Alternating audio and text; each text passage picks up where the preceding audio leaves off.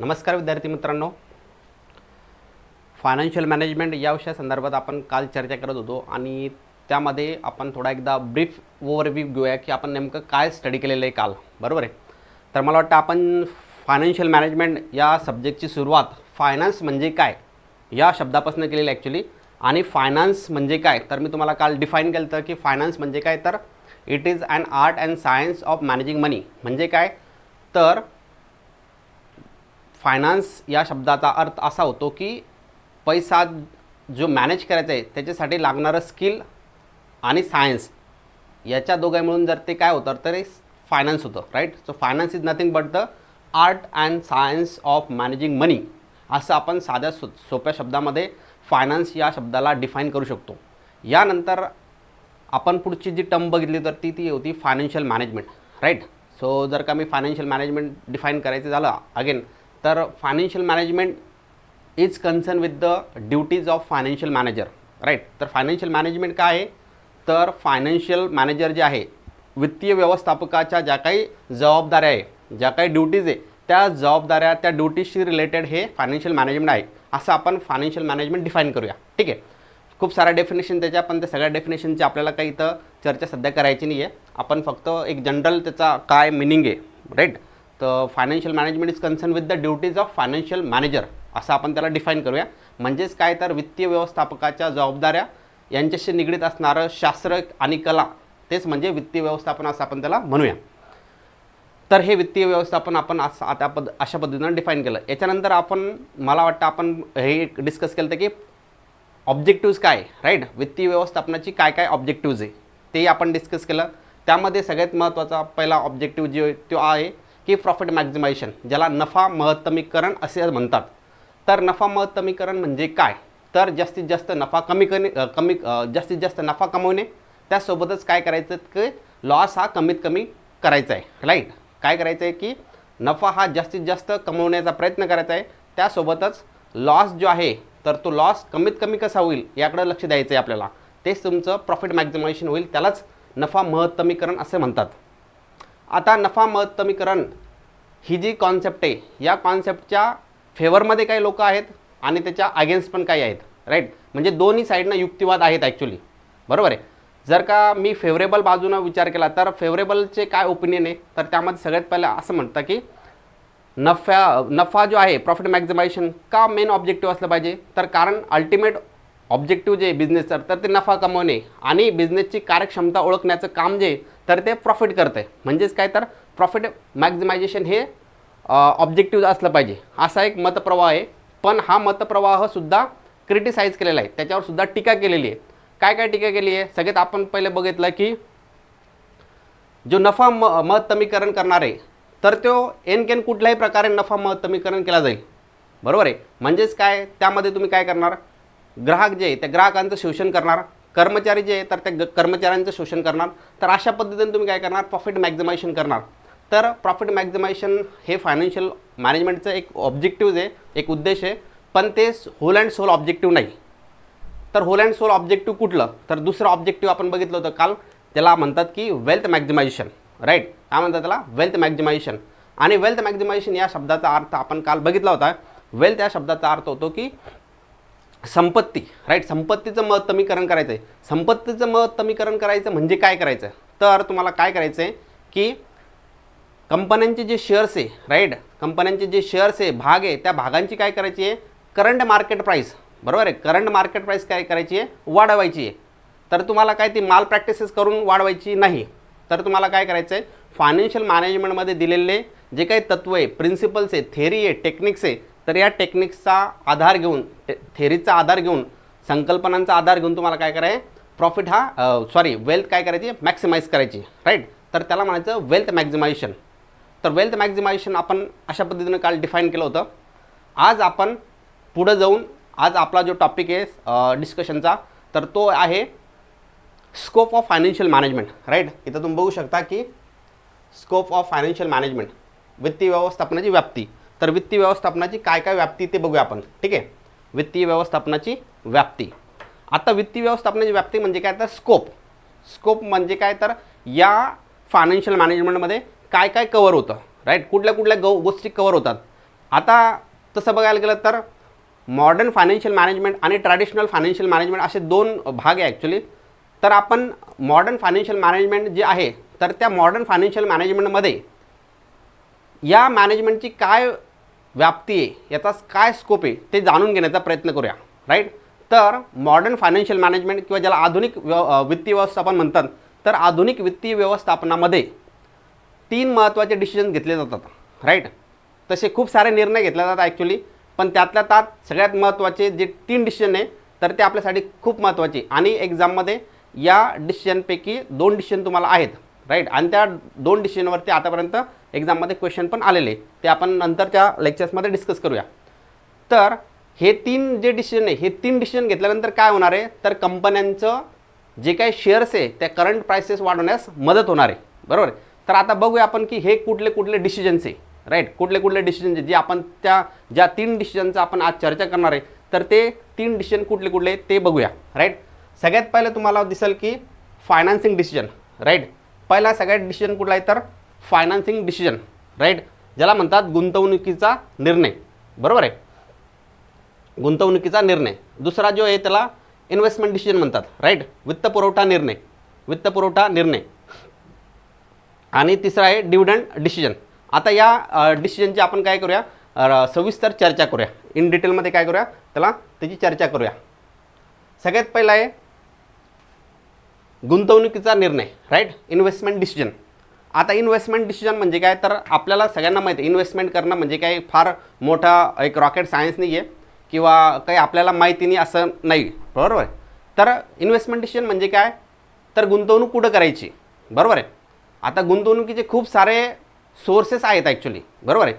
For example मला जर का गुंतवणूक करायची तर मी काय करणार, मी एखाद्या कंपनीच्या शेअर्समध्ये इन्व्हेस्ट करणार. बरोबर आहे. एखाद्या कंपनीच्या डिबेंचरमध्ये इन्व्हेस्ट करणार. एखादा काय करणार, मी फिक्स डिपॉझिटमध्ये इन्व्हेस्ट करू शकतो. राईट. तेही आहे. किंवा मी काय करतो, मला जर का वाटलं तर मी जमीन खरेदी करू शकतो. राईट. प्रॉपर्टी इन्व्हेस्टमेंट ज्याला म्हणतात त्या प्रॉपर्टीमध्ये पण मी इन्व्हेस्ट करू शकतो. तर इन्व्हेस्टमेंटचे खूप सारे मार्ग आहे. राईट. इन्व्हेस्टमेंटचे खूप सारे सोर्सेस आहे. तर त्या वेगवेगळ्या सोर्सेसमध्ये आपण काय करू शकतो, ऑप्शन्स आहे, तर त्या ऑप्शन्समध्ये आपण काय करू शकतो, इन्व्हेस्टमेंट करू शकतो. तर हा जो डिसिजन आहे, राईट, गुंतवणुकीचा निर्णय, तर हा सगळ्यात महत्त्वाचा डिसिजन ॲक्च्युली. 3 डिसिजन जे बघितलं आपण की एक इन्व्हेस्टिंग डिसिजन, दुसरा फायनान्सिंग डिसिजन आणि तिसरा आहे इन्व्हेस्टमेंट डिव्हिडंड डिसिजन. तर या 3 डिव्हिजन जे ॲक्च्युली ते इंटर रिलेटेड आहे. राईट.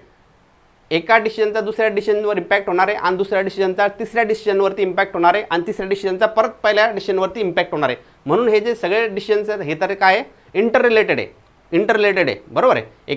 एका निर्णयाचा दुसऱ्या निर्णयावर परिणाम होणार आहे आणि दुसऱ्या निर्णयाचा तिसऱ्या निर्णयावर परिणाम होणार आहे. तर सोबतच तिसऱ्या निर्णयाचा परिणाम हा पहिल्या निर्णयावर होणार आहे. तर सगळ्यात पहिले बघूया की आपण गुंतवणुकीचा निर्णय काय बाहेर. तर इथं बघा तुम्ही काय दिसतं की वेअर टू इन्व्हेस्ट, कुठं गुंतवणूक करायची आहे या प्रश्नाचं उत्तर जे आहे तर तो गुंतवणुकीचा निर्णय देतो. सगळ्यात पहिले तुम्हाला काय शोधावं लागेल की where to invest. Right. Where to invest म्हणजे काय, गुंतवणूक कुठं करावी. बरोबर आहे. गुंतवणूक शेअर्समध्ये करायची, गुंतवणूक डिबेंचर्समध्ये करायची, गुंतवणूक प्रेफरन्स शेअर्समध्ये करायची, का गुंतवणूक ही रिअल इस्टेटमध्ये करायची, इन्व्हेस्टमेंट प्रॉपर्टीमध्ये करायची, कुठं गुंतवणूक करायची आहे, तर ते सगळ्यात अगोदर तुम्हाला ठरवावं लागणार. बरोबर आहे. गुंतवणूक कुठं करायची तर ते सगळ्यात पहिलं आपल्याला ठरवावं लागणार आहे. वेअर टू इन्व्हेस्ट सगळ्यात पहिलं आपल्याला काय करायचं आहे की गुंतवणूक कुठं करायची आहे हे ठरवायचं आहे आणि हे ठरवण्याचं काम जे तर ते गुंतवणुकीचा निर्णय करतो. त्यानंतर गुंतवणूक कुठं करायची हे एकदा ठरवल्यानंतर आपल्याला दुसरा जो डिसिजन आहे त्यामध्ये असा आहे की हाऊ मच टू इन्व्हेस्ट, म्हणजे किती इन्व्हेस्टमेंट करायची आहे. बरोबर आहे. किती इन्व्हेस्टमेंट करायची म्हणजे काय, 5 लाख गुंतवायचे का 10 लाख गुंतवायचे का 50 लाख गुंतवायचे का 1 करोड गुंतवायचे का 10 करोड गुंतवायचे का 50 करोड गुंतवायचे का 100 करोड गुंतवायचे. त्याला म्हणायचं आहे की how much to invest. Right. त्याला म्हणायचं आहे हाऊ मच टू इन्व्हेस्ट. बरोबर आहे. How much to invest, where to invest आणि हाऊ मच टू इन्व्हेस्ट हे 2 प्रश्नाचे उत्तर जे आहे तर तो काय करतो, हा गुंतवणुकीचा निर्णय आपल्याला देतो. बरोबर की आपण ठरवणार की कुठं इन्व्हेस्ट करायची आहे, वेअर टू इन्व्हेस्ट आणि how much to invest. 5 lakh गुंतवायचे, 10 लाख गुंतवायचे, 50 लाख गुंतवायचे किंवा व्हॉटेवर जी अमाऊंट तुम्हाला इन्व्हेस्ट करायची तर ती डिसाईड केली जाते. बरोबर आहे. तर गुंतवणुकीच्या निर्णयामध्ये 2 प्रश्नांचं उत्तर इथं दिले जातात ॲक्च्युली. वेअर टू इन्व्हेस्ट, गुंतवणूक कुठं करावी, आणि दुसरी गोष्ट आहे की हाऊ मच टू इन्व्हेस्ट, किती गुंतवणूक करावी. बरोबर आहे. आता मी जर का असं म्हटलं की मला फिक्स ॲसेटमध्ये गुंतवणूक करायची आहे, बरोबर आहे, बिझनेसचे काय करायचे, मला फिक्स ॲसेटमध्ये गुंतवणूक करायची. तुम्हाला फिक्स ॲसेट म्हणजे काय हे चांगल्या पद्धतीने माहीत असेल की त्याला स्थिर संपत्ती म्हणतात. पण समजा मला जर का असं करायचं आहे की मी काय करतो, मला 2 झेरॉक्स मशीन घ्यायचे आहे, मी काय करतो 2 झेरॉक्स मशीन घेण्याचा प्रयत्न करतो किंवा मला झेरॉक्स मशीनमध्ये इन्व्हेस्टमेंट करायची आहे, बरोबर आहे, 2 झेरॉक्समध्ये इन्व्हेस्टमेंट करायची. तर मला या ठिकाणी इन्व्हेस्टमेंट डिसिजन घ्यायचा आहे, बरोबर आहे, मला इन्व्हेस्टमेंट डिसिजन घ्यावं लागणार आहे, वेअर टू इन्व्हेस्ट. मग मी शोधून काढलं की मला गुंतवणूक ही झेरॉक्स मशीनमध्ये करायची आहे, बरोबर आहे, वेअर टू इन्व्हेस्ट. आणि दुसरा जो क्वेश्चन आहे त्या आहे हाऊ मच टू इन्व्हेस्ट, म्हणजे किती. मग मी काय करणार, साधारणतः त्या 2 झेरॉक्स मशीनची किंमत काढणार, एकाची समजा 15 लाख आहे आणि दुसऱ्याची एक 10 लाख आहे, असं गृहीत धरलं समजा. तर एक 15 लाख आणि एक 10 लाखाची 2 मशीन आहे. या 2 मशीनपैकी मला एकच मशीन सिलेक्ट करायची आहे, बरोबर आहे, 2 मशीनपैकी मला एकच मशीन सिलेक्ट करायची आहे. कारण का, तर माझ्याकडं जे रिसोर्स आहे ते लिमिटेड आहे. समजा माझ्याकडं रिसोर्सेस 10 लाख रुपये, तर 10 लाख रुपयामध्ये मी 15 लाखाची इन्व्हेस्टमेंट करू शकत नाही, बरोबर आहे.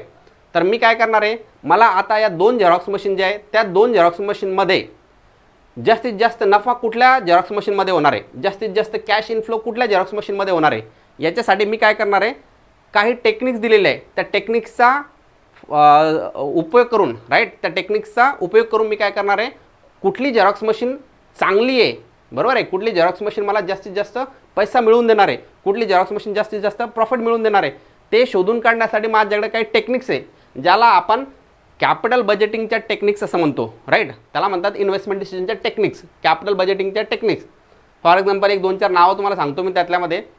ह्या ज्या टेक्निक्स आहेत त्या 2 प्रकारच्या, एक तर ट्रॅडिशनल टेक्निक्स आणि दुसऱ्या मॉडर्न टेक्निक्स. ट्रॅडिशनल टेक्निकमध्ये तुम्हाला पे बॅक पिरियड मेथड दिसेल, दुसरं accounting rate of return method दिसेल, नंतर मॉडर्न मेथडमध्ये तुम्हाला नेट प्रेझेंट व्हॅल्यू, नंतर प्रॉफिटेबिलिटी इंडेक्स, नंतर इंटरनल रेट ऑफ रिटर्न, ह्या ज्या काय मेथड्स आहे तर त्या मेथड दिसतील. तर मी काय करणार, त्या मेथड्स काय करणार, मी उपयोगात आणणार आणि त्या मेथडच्या साहाय्याने मी शोधून काढेल की कुठलं झेरॉक्स मशीन मला परवडणार इन द सेन्स की मला कुठलं झेरॉक्स मशीन हे जास्त रिटर्न मिळवून देईल. कारण आपला ऑब्जेक्टिव्ह काय की आता वेल्थ मॅक्सिमाइज करायचं आहे, बरोबर आहे. तर वेल्थ मॅक्सिमाइज करण्यासाठी तुम्हाला काय करावं लागणार आहे, अल्टिमेटली प्रॉफिट तुम्हाला वाढवावं लागणार आहे. प्रॉफिट वाढवण्यासाठी तुम्हाला काय करणार आहे, डिसिजन घ्यावं लागतील. तर तुम्ही डिसिजन घेताना काय करणार की तुम्ही चेक करणार की कुठलं झेरॉक्स मशीन मला जास्त प्रॉफिट मिळवून देणार आहे. तर ते शोधून काढण्यासाठी आपल्याकडे कॅपिटल बजेटिंग नावाचा एक प्रकार आहे, ज्यामध्ये वेगवेगळे टेक्निक्स दिलेले. ते वेगवेगळे टेक्निक्स काय करणार आपण उपयोगात आणणार आणि त्या टेक्निकच्या साहाय्याने काय करणार आहे की आपण कुठलं झेरॉक्स मशीन सिलेक्ट करायचं ते बघणार आहे, राईट. म्हणजे ते आपल्याला मदत करेल. बघा पुढं काय म्हटलं आहे, गुंतवणुकीच्या निर्णयामध्ये 2 मूलभूत समस्या आहे, बरोबर आहे. गुंतवणुकीच्या निर्णयामध्ये 2 मूलभूत समस्या आहेत किंवा समस्यांचा समावेश होतो, बरोबर आहे. एक समस्या काय म्हटली त्यांनी, evaluation of alternative investment avenues so as to select the best option. बघा काय म्हणतो तो, सर्वोत्तम पर्याय निवडण्यासाठी पर्यायी गुंतवणूक मार्गाचे मूल्यांकन. सर्वोत्तम पर्याय निवडण्यासाठी म्हणजे माझ्याकडे 2 पर्याय आहे. एक तर मी काय करू शकतो, समजा मी एक झेरॉक्स मशीनमध्ये इन्व्हेस्ट करू शकतो किंवा अजून दुसरा समजा एखादा बिझनेस असेल, दुसरा बिझनेस. नाहीतर आता for the sake of simplicity काय करू आपण, असं म्हणूया की आपल्याकडं 2 प्रोजेक्ट आहे, प्रोजेक्ट ए आणि प्रोजेक्ट बी, 2 प्रोजेक्ट आहे, बरोबर आहे. तर माझ्याकडे काय 2 प्रोजेक्ट आहे. मग सर्वोत्तम पर्याय निवडण्यासाठी पर्यायी गुंतवणूक, सर्वोत्तम पर्याय, मग प्रोजेक्ट ए चांगला आहे का प्रोजेक्ट बी चांगला आहे हे मला शोधून काढावं लागणार आहे, बरोबर आहे. म्हणून ती एक समस्या आहे. तर त्या समस्येचं समाधान जे आहे तर ते कॅपिटल बजेटिंग टेक्निक्समध्ये आहे. तुम्हाला कॅपिटल बजेटिंगच्या टेक्निक जेव्हा तुम्ही उपयोगात आणणार तेव्हा तुम्हाला कळेल की कुठला प्रोजेक्ट प्रॉफिटेबल आहे, राईट. प्रोजेक्ट ए प्रॉफिटेबल आहे का प्रोजेक्ट बी प्रॉफिटेबल आहे ते आपल्याला करणार. म्हणून हा म्हणतो की सर्वोत्तम पर्याय निवडण्यासाठी पर्यायी गुंतवणूक मार्गाचे मूल्यांकन. म्हणजे मी काय करणार, प्रोजेक्ट एचं इव्हॅल्युएशन करणार, वेगवेगळ्या टेक्निक्स आहे त्याच्या माध्यमातून.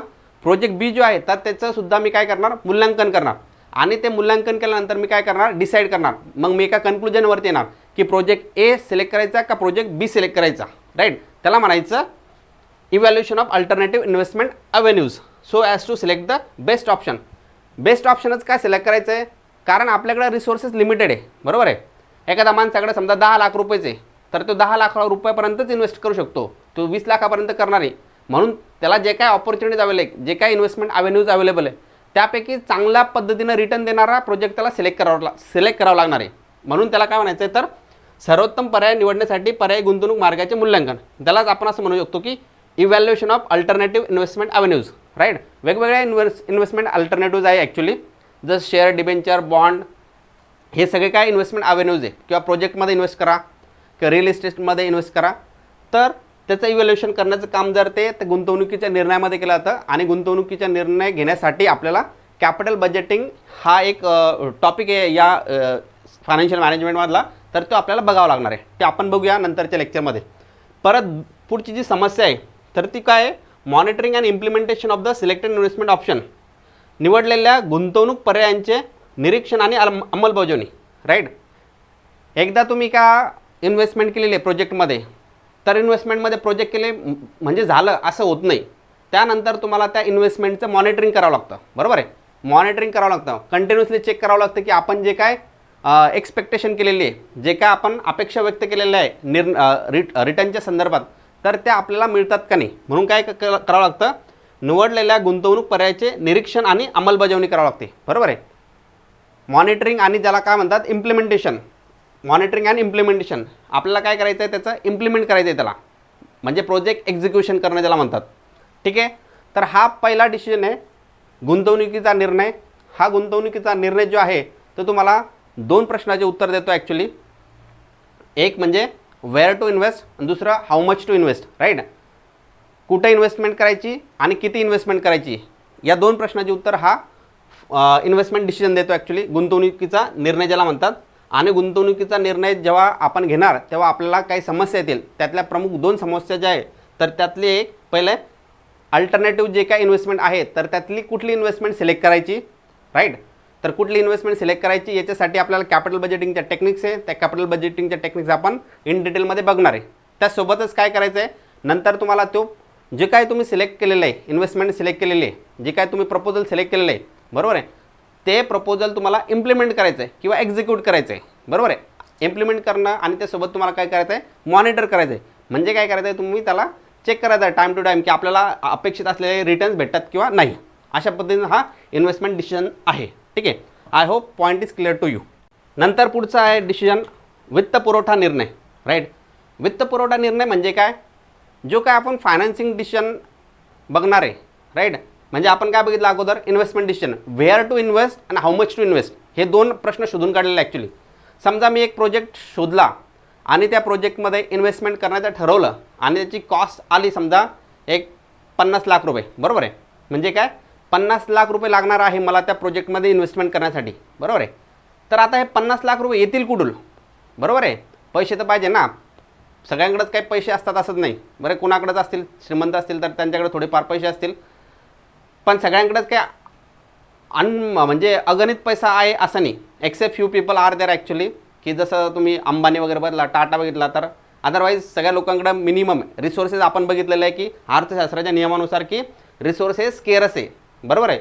स्केअरस रिसोर्सेस आहे, संसाधन हे लिमिटेड आहे, मर्यादित आहे. त्या मर्यादित साधनांच्या उपयोगातून आपण काय करायचं, आपल्याला मॅक्सिमम आउटपुट काढायचं आहे.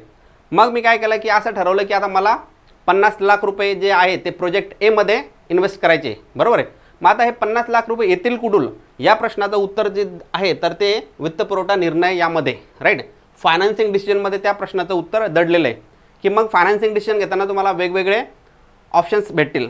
राईट. मग तुम्ही काय करू शकता, एकतर तुम्ही इक्विटी शेअर कॅपिटल इश्यू करू शकता किंवा डिबेंचर्स इश्यू करू शकता किंवा प्रेफरन्स शेअर कॅपिटल इश्यू करू शकता किंवा काय करू शकता तुम्ही अजून बँकेकडनं लोन घेऊ शकता. राईट. तर हे वेगवेगळे माध्यम आहे. तर या वेगवेगळ्या माध्यमातून तुम्हाला काय करायचं आहे, पैसा उभा करायचा आहे. आणि उभा केलेला पैसा काय करायचा आहे, तर गुंतवणूक करायचं आहे. त्याला म्हणायचं आहे फायनान्सिंग डिसिजन.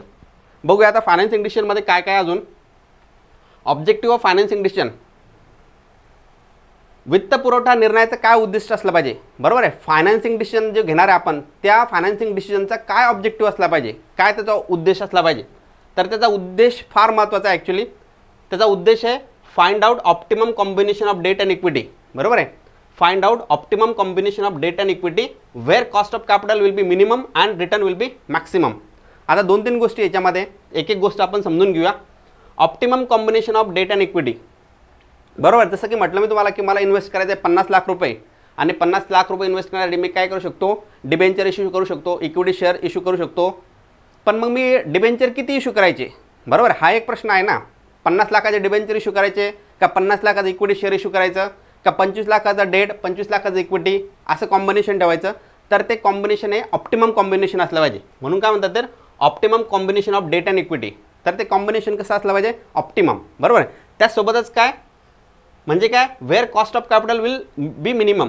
म्हणजे काय, ऑप्टिमम कॉम्बिनेशन जर का असेल डेट अँड इक्विटीचं, तर ते optimum combination of debt and equity कसं असलं पाहिजे, where overall capital cost of capital is minimum, where overall cost of capital will be minimum and return will be maximum.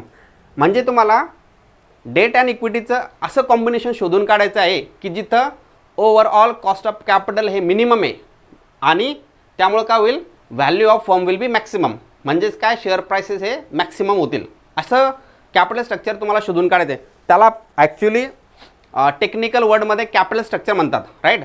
हे combination of debt and equity म्हणजे काय, it is a nothing but the capital structure. भांडवलाची संरचना ज्याला म्हणतात. Right. भांडवलाची संरचना असं म्हणतात त्याला, optimum combination of debt and equity. तर डेट किती इश्यू करायचं, इक्विटी किती इश्यू करायचं, त्याचं कॉम्बिनेशन असं असलं पाहिजे की ज्या ठिकाणी तुमची ओव्हरऑल कॉस्ट ऑफ कॅपिटल हे मिनिमम आहे आणि त्यामुळं तुमच्या फर्मची व्हॅल्यू ही मॅक्सिमम राहणार आहे. असं ऑप्टिमम कॅपिटल स्ट्रक्चर तुम्हाला शोधून काढायचं आहे. हा त्याचा ऑब्जेक्टिव्ह आहे. बरोबर आहे. ऑब्जेक्टिव्ह काय, objective of financing decision, find out the optimum combination of debt and equity where cost of capital is minimum and return will be maximum. बघा त्याला काय म्हणतात, डेट इक्विटीचे इष्टतम संयोजन शोधणे हे असले पाहिजे जिथे भांडवलाची किंमत किमान असेल. भांडवलाची किंमत म्हणजे कमीत कमी असेल. बरोबर आहे. जर का भांडवलाची किंमत कमी नसेल तर काय, तुम्हाला जास्त पैसे हे इंटरेस्ट म्हणून पे करावं लागणार आहे. बरोबर आहे. म्हणून तो काय म्हणतो की जिथे भांडवलाची किंमत किमान असेल आणि परतावा जास्तीत जास्त असेल, म्हणजे काय, रिटर्न जास्तीत जास्त असेल, असं भांडवलाचं स्ट्रक्चर आपल्याला शोधून काढायचं आहे.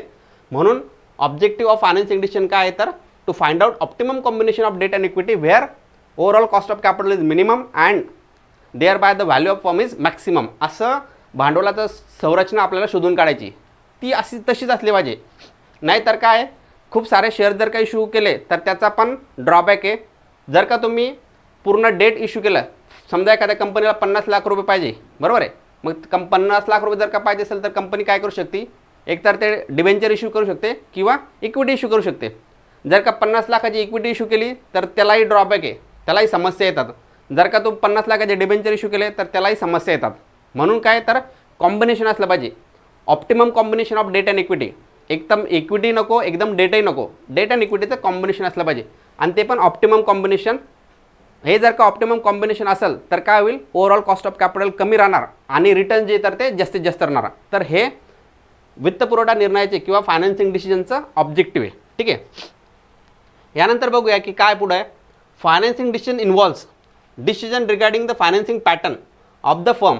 हे बघा, हे तुम्हाला मी आत्ताच स्पष्ट केलं की वित्तपुरवठा निर्णयामध्ये फर्मच्या वित्तपुरवठा पद्धतीशी संबंधित निर्णय समाविष्ट असतात. राईट.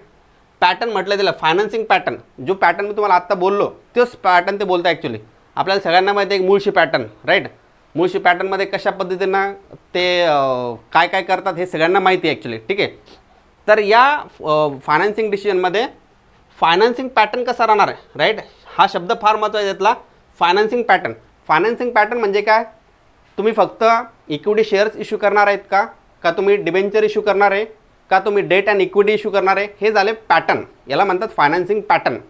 काय काय पॅटर्न आहे लक्षात आलं की पहिला आहे तर तुम्ही फक्त इक्विटी शेअर्स इश्यू करणार आहात का, दुसरी गोष्ट तुम्ही फक्त डिबेंचर इश्यू करणार आहात का तिसरी गोष्ट तुम्ही debt and equity simultaneously issue करणार आहे का तुम्ही बँकेकडनं लोन घेणार आहे. म्हणजे काय तर आपल्याला रेशो ठरवायचा आहे. इन शॉर्ट मी जर का तुम्हाला असं म्हटलं तर optimum combination of debt and equity म्हणजे काय, तर तुम्हाला एक रेशो ठरवावं लागणार आहे की बाबा डेट किती इश्यू करायचं आहे, इक्विटी किती इश्यू करायचं आहे, ते म्हणजे ऑप्टिमम कॉम्बिनेशन. मग कुणी असं पण ठरवू शकतं की 50% डेट 50% इक्विटी, फाईन, चांगली गोष्ट आहे, no problem. Right. 60% debt 50% equity, ते पण चांगलं आहे. 70% debt okay, 30% equity, that is fine. पण 80% इज नॉट गुड. कारण का, जर का समजा मी 80% डिबेंचरनं पैसे घेतले, समजा मी बँकेकडनं काय केलं, मला समजा 1 करोडची गुंतवणूक करायची आहे. 1 करोडच्या गुंतवणुकीमध्ये मी जर का समजा 80 लाख रुपये बँकेकडनं घेतले आणि 20 लाख रुपये मी स्वतःचे पैसे टाकले किंवा इक्विटी शेअर इश्यू केले, तर या केसमध्ये काय होईल, जर का समजा कंपनीकडं सफिशियंट रेव्हेन्यू नाही आला, बरोबर आहे, पुरेसा जर का रेव्हेन्यू नाही आला, तर कंपनी काय करू शकते, कंपनी बँकेचा लोन रिपे करू शकते का, नाही. बँक इंटरेस्ट पे करू शकणार आहे का, नाही. म्हणून काय तर जास्तीत जास्त डेट कंपनीच्या बॅलन्स शीटमध्ये असणं पण चांगलं नाही, बरोबर आहे. त्याचं कॉम्बिनेशन आहे ऑप्टिमम कॉम्बिनेशन असलं पाहिजे. म्हणून काय म्हणतं की हा जो डिसिजन आहे, हा डिसिजन काय करणार आहे, हा डिसिजन घेताना आपल्याला काय करावं लागणार आहे, तर decision regarding financing pattern of the firm. या फायनान्सिंग डिसिजनमध्ये काय अंतर्भूत आहे, तर त्यामध्ये decision regarding the financing pattern, जो फायनान्सिंग पॅटर्न आहे तो कुठला फॉलो करणार आहे. अल्टिमेटली याचा ऑब्जेक्टिव्ह एकच आहे की optimum combination of debt and equity. कंपनीचं कॅपिटल स्ट्रक्चर हे ऑप्टिमम असलंच पाहिजे, बरोबर आहे. ते कसं ऑप्टिमम असलं पाहिजे ते बघूया आपण की ऑप्टिमम कॅपिटल स्ट्रक्चर म्हणजे काय. ॲक्च्युली एक टर्म आहे त्यामध्ये, optimum capital structure, right. Optimum capital structure is a structure where overall cost of capital is minimum and thereby the value of firm is maximum, असं ते capital structure असतं. जर का ते ऑप्टिमम कॅपिटल स्ट्रक्चर असेल तर याचा निश्चित फायदा हा इक्विटी शेअर्सला होतो. ते आपण नंतर जेव्हा थेरीज ऑफ कॅपिटल स्ट्रक्चर आहेत तेव्हा जेव्हा आपण शिकूया ते तेव्हा बघूया की काय काय त्याच्या थेरीज आहे. ठीक आहे, 4 थेरीज आहे, त्या थेरीज पण आपण तिथं शिकणार आहे. त्याला थेरीज कुठला म्हणतात, तर कॅपिटल स्ट्रक्चरच्या थेरीज असं म्हटलं जातं. ठीक आहे. नंतर आता आपण डिसाईड केलं की where to invest, how much to invest, बरोबर आहे. मग त्यामधनं हेही झालेलं आहे. There are mainly 2 sources of raising funds, बरोबर आहे. आता जे काय सोर्सेस आहे तर ते सोर्सेस कुठले आहे, तर 2 प्रकारचे सोर्सेस आहे, एक इंटरनल सोर्सेस आणि एक्सटर्नल सोर्सेस. आपण ऑलरेडी डिस्कस केलं की इंटरनल सोर्सेस बघूया की म्हणजे तुम्हाला एक फॉर्मल वर्डमध्ये सांगायचं झालं तर इंटरनल सोर्सेस काय असतात आणि एक्सटर्नल सोर्सेस काय असतात. मी तुम्हाला जसं म्हटलं की शेअर्स इश्यू करायचे, डिबेंचर इश्यू करायचे, का बँकेकडनं लोन घ्यायचं, का स्वतःचेच पैसे घालायचे, हेच जे काय डिसिजन आहे तर ते दोन पद्धतीने त्याला क्लासिफाय करता येतात. एक म्हणजे इंटरनल सोर्सेस आणि दुसरं म्हणजे एक्सटर्नल सोर्सेस. तर इंटरनल सोर्सेसमध्ये काय आहे, तर कंपनीच्या जवळ जे काही नफा पडलेला आहे, बरोबर आहे, कंपनीकडे जो काही प्रॉफिट अवेलेबल आहे तर तो प्रॉफिट कंपनी काय करू शकते, इन्व्हेस्ट करू शकते. तो एक आहे, त्याला इंटरनल सोर्सेस म्हणतात. म्हणजेच काय, कंपनीच्या जवळ असलेला रिझर्व्ह अँड सरप्लस, बरोबर आहे. जो प्रॉफिट त्यांनी डिव्हिडंड म्हणून डिस्ट्रीब्यूट केलेला नाही त्याला म्हणायचं undistributed profit, and that is a internal source of finance, बरोबर आहे. इंटरनल सोर्सेस ज्याला अंतर्गत सोर्सेस म्हणतात, त्यामध्ये पहिले भाग भांडवल, share capital, reserve and surplus, right. हे सगळे काय तर इंटरनल सोर्सेस आहे फायनान्सचे. आणि दुसरा एक सोर्स आहे जो तो external sources, right. External sources ज्याला बाह्य स्रोत म्हणतात. तर बाह्य सोर्सामध्ये काय तर कर्ज घेतलेल्या निधीचा समावेश, बॉरोड फंड म्हणजे काय, उधारीवर आणणे. समजा मी बँकेकडे गेलो, बँकेकडनं लोन घेतलं 20 लाख रुपये आणि रेट ऑफ इंटरेस्ट समजा आहे 10%, तर ते जे आहे तर ती अमाऊंट जी तर ती बॉरोड फंड आहे, राईट. बॉरोड फंड त्याला म्हणायचं उधारीवर घेतलेला पैसा. ठीक आहे. तर एक कन्क्लूड जर काय करायचं असेल, समराईज करायचं असेल, तर जो काही आपण पहिला डिसिजन घेतलेला आहे इन्व्हेस्टमेंटचा, बरोबर आहे. इन्व्हेस्टमेंटचा कुठला डिसिजन घेतला आहे, where to invest and how much to invest, बरोबर आहे. वेअर टू इन्व्हेस्ट म्हणजे काय, कुठं गुंतवणूक करायची आणि किती गुंतवणूक करायची हे ठरल्यानंतर आपण ती गुंतवणूक करण्यासाठी जी काय अमाऊंट ठरवलेली आहे तर ती कुठल्या सोर्सेसमार्फत आपण रेज करणार आहे, कॅपिटल कुठल्या मार्गे रेज करणार आहे. त्यासाठी 2 ऑप्शन आपल्याला, एक तर तुम्ही इंटरनल सोर्सेस यूज करू शकता किंवा दुसरं आहे एक्सटर्नल सोर्सेस. इंटरनल सोर्सेसमध्ये तुम्ही काय करणार आहे की तुम्ही रिझर्व्ह अँड सरप्लस जे काय कंपनी झालं तर ते उपयोगात आणू शकता, किंवा दुसरी गोष्ट म्हणजे तुम्ही इक्विटी शेअर कॅपिटल इश्यू करू शकता किंवा प्रेफरन्स शेअर कॅपिटल इश्यू करू शकता. That is one thing. And second is that you can use or you can go for the external sources, right. External सोर्सेसमध्ये खूप सारे सोर्सेस आहे, like loan taken from bank, right. Loan taken from bank, तर तुम्ही काय करू शकता, बँकेकडनं पण लोन घेऊ शकता. म्हणजे आता तुम्हाला 2 डिसिजन शिकलेले तुम्ही, एक म्हणजे इन्व्हेस्टमेंट आणि दुसरा म्हणजे financing decision. Investment decision talks about where to invest and how much to invest, right. आणि फायनान्सिंग डिसिजन काय ठरवतो की तुम्ही असं कॉम्बिनेशन ठरवा, राईट. इक्विटी आणि डेट आणि इक्विटीचं कॉम्बिनेशन कसं असलं पाहिजे, where overall cost of capital is minimum and thereby the value of firm is maximum, असं असलं पाहिजे. आणि त्यासोबतच काय, जर हा काय फायनान्सिंग डिसिजन आहे हे फायनान्स कुठून प्रोव्हाइड होणार आहे, तर 2 सोर्सेस मार्फत, राईट. फायनान्स प्रोव्हाइड करण्यासाठी आपल्याला 2 सोर्सेस आहे, एक म्हणजे तुमचं अंतर्गत सोर्सेस आणि दुसरं म्हणजे बहिर्गत सोर्सेस. अंतर्गत सोर्सेसमध्ये तुम्हाला तुमचं शेअर कॅपिटल आहे आणि रिझर्व्ह अँड सरप्लस आहे. त्यासोबत एक्सटर्नल सोर्सेसमध्ये लाईक तुम्ही loan taken from bank, that can be a source of external source. ठीक आहे. तर हे एक आपण बघितलं आहे, हा झाला तुमचा फायनान्सिंग डिसिजन, बरोबर आहे. आता 2 डिसिजन बघितले आपण, तिसरा बघूया. तिसरा जो डिसिजन आहे तो आहे डिव्हिडंड डिसिजन. बरोबर आहे. मी काय केलेलं आहे आता, वेअर टू इन्व्हेस्ट झालेलं आहे, हाऊ मच टू इन्व्हेस्ट झालेलं आहे, आणि ते कुठल्या सोर्सेसमध्ये येणार आहे, कुठल्या सोर्सेसमधनं तो पैसा येणार आहे ते पण डिसाईड झालेलं आहे. मग मी काय केलं आता, प्रोजेक्ट आहे तो सिलेक्ट केलेला आहे, त्यामध्ये इन्व्हेस्टमेंट केलेली आहे. बरोबर आहे. ती इन्व्हेस्टमेंट करण्यासाठी लेटेस्ट मी बँकेकडनं कर्ज घेतलेलं आहे, एक्सटर्नल सोर्सेस यूज केला मी, किंवा इंटरनल सोर्स पण यूज केला. मग एक्सटर्नल सोर्स यूज केलेला आहे, आणि तो एक्सटर्नल सोर्स मी काय केला आहे, युटिलाइज केला आहे. किंवा मी समजा for example me equity share capital use केलेला आहे. बरोबर आहे. आता इक्विटी शेअर कॅपिटल यूज जर का केलं तर इक्विटी शेअर कॅपिटल म्हणजे तुम्हाला माहिती आहे की लोकांनी तुमच्या कंपनीमध्ये इन्व्हेस्ट केलेली आहे, भागधारकांनी तुमच्या कंपनीमध्ये गुंतवणूक केलेली आहे. आता भागधारकांनी गुंतवणूक केलेली आहे तर ऑब्व्हियसली अर्थातच ते काय करणार आहे, तुमच्याकडनं काय एक्सपेक्ट करणार आहे, ते तुमच्याकडनं डिव्हिडंड एक्सपेक्ट करणार आहे. बरोबर आहे. की त्यांना किती डिव्हिडंड भेटणार आहे. तर तो तिसरा जो डिसिजन आहे, तर तो डिसिजन म्हणजे तुमचा डिव्हिडंड डिसिजन आहे. राईट. ज्याला लाभांशा संबंधी निर्णय असं म्हणतात. राईट. 3 डिसिजन आहे. एक तर पहिला तुमचा इन्व्हेस्टमेंट डिसिजन, दुसरा फायनान्सिंग डिसिजन, आणि तिसरा आहे डिव्हिडंड डिसिजन. तर डिव्हिडंड डिसिजन कशा संदर्भात बोलतोय ते बघूया आपण. तर डिव्हिडंड डिसिजन कशा संदर्भात बोलतो, dividend decision of a firm includes डिटरमायनिंग. बरोबर आहे.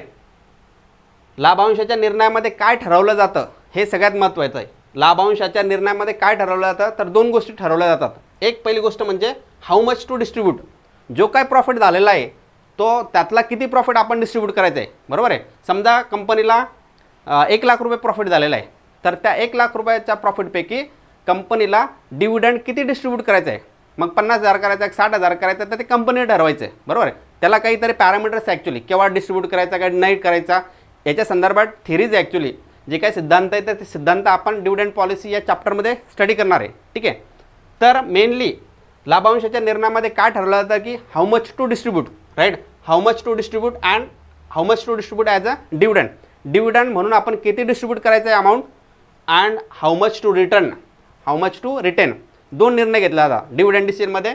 एक पहिला म्हणजे हाऊ मच टू डिस्ट्रीब्यूट आणि हाऊ मच टू रिटेन. बरोबर आहे. समजा कंपनीकडे 1 लाख रुपये आणि 1 लाख रुपयापैकी कंपनीनं 60,000 डिस्ट्रीब्यूट केले, तर रिटेन किती झालेला आहे, 40,000. बरोबर आहे. म्हणून हा निर्णय काय सांगतो की dividend decision of a firm includes डिटरमायनिंग. या डिव्हिडंड डिसिजनमध्ये असं ठरवलं जातं की किती अमाऊंट जी आहे प्रॉफिटची अमाऊंट किती डिस्ट्रीब्यूट करायची. बरोबर आहे. झालेल्या प्रॉफिटपैकी किती अमाऊंट ही प्रॉफिट म्हणून डिस्ट्रीब्यूट करायची आहे, आणि किती अमाऊंट ही रिटेन करून ठेवायची. आता रिटेन का करायची.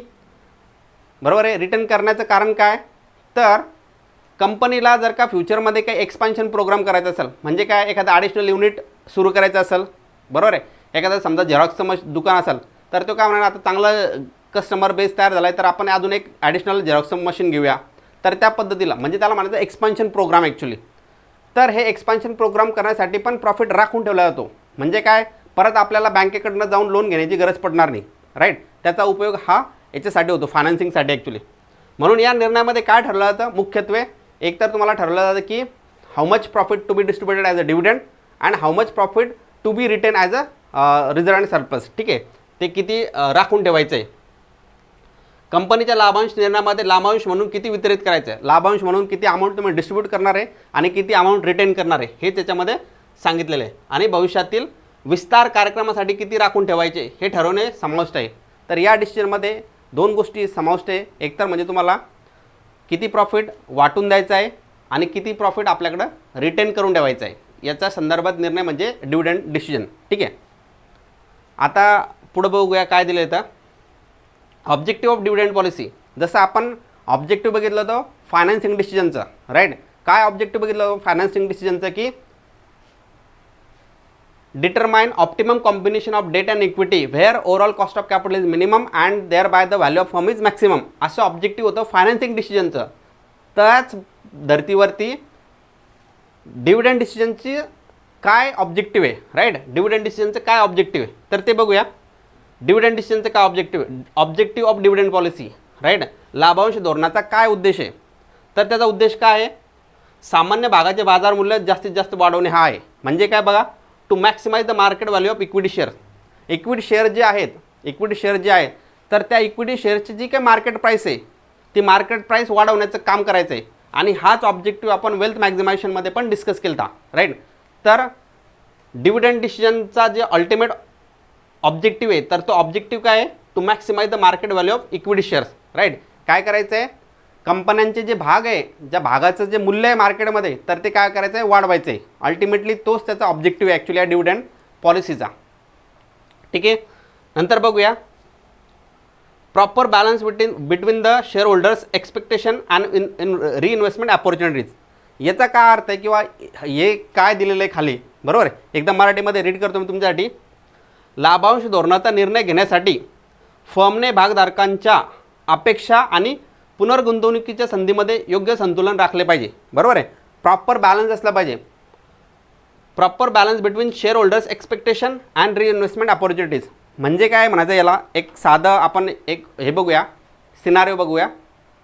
बरोबर आहे की भागधारक जे आहेत ते काय करतात, कंपन्याकडनं जास्तीत जास्त डिव्हिडंड मिळावा अशी अपेक्षा करतात. बरोबर आहे. त्यात काही चुकीचं नाही ॲक्च्युली. तुम्ही इन्व्हेस्टमेंट केली तर तुम्ही ऑब्व्हियसली काय करणार, एक्सपेक्ट करणार आहे की जास्तीत जास्त रिटर्न भेटले पाहिजे. बरोबर आहे. आता कंपन्यांकडे काय असतं की एक कंपन्या काय करतात, एकतर त्यांना बँकेकडनं ते लोन घेऊ शकतात किंवा शेअर कॅपिटल इश्यू करू शकतात. बरोबर आहे. जर का बँकेकडनं लोन घेतलं तर काय करावं लागणार, बँकेला इंटरेस्ट द्यावं लागणार. बरोबर आहे.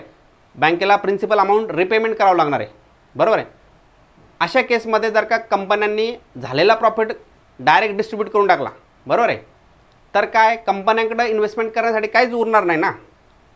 झालेला प्रॉफिट डिस्ट्रीब्यूट करून टाकलेला आहे आणि चांगली एक इन्व्हेस्टमेंट अपॉर्च्युनिटी आलेली आहे ज्यामध्ये तुम्हाला चांगलं रिटर्न भेटणार आहे. ते रिटर्न घेण्यासाठी तुम्हाला इन्व्हेस्टमेंट करण्याला अमाऊंट नाही आहे. बरोबर आहे. तुमच्याकडे कॅपिटल उरलेलं नाही. मग परत काय करणार तुम्ही, परत बँकेकडनं जाणार, बँकेकडनं लोन घेणार. अशा पद्धतीनं होईल.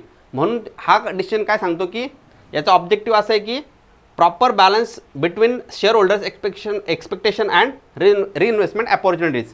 म्हणजे काय म्हणायचं त्याला की जर का तुमच्याकडं रिइन्व्हेस्टमेंटच्या अपॉर्च्युनिटी नसतील तर तुम्ही काय करा, झालेला प्रॉफिट हा डिव्हिडंड म्हणून डिक्लेअर करा. काय प्रॉब्लेम नाही, द्या डिव्हिडंड. कारण तुमच्याकडे काय रिइन्व्हेस्टमेंट करण्यासाठी कुठलंच अपॉर्च्युनिटी नाही आहे.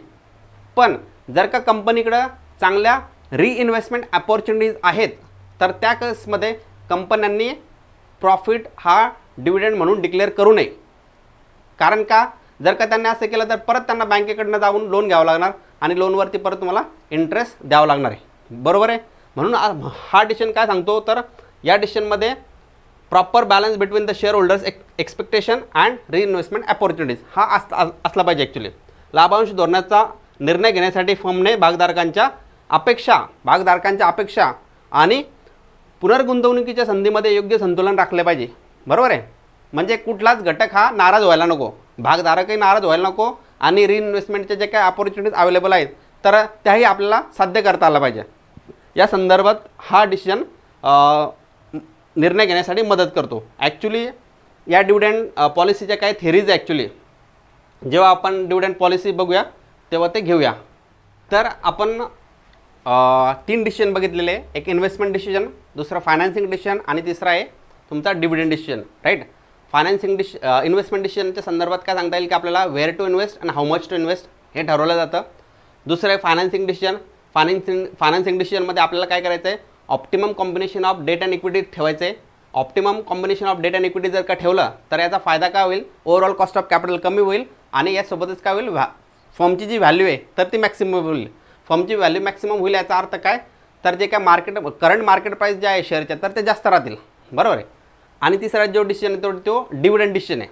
डिव्हिडंड डिसिजन काय बोलतो, dividend decision talks about your how much profit to be distributed as a profit as a dividend.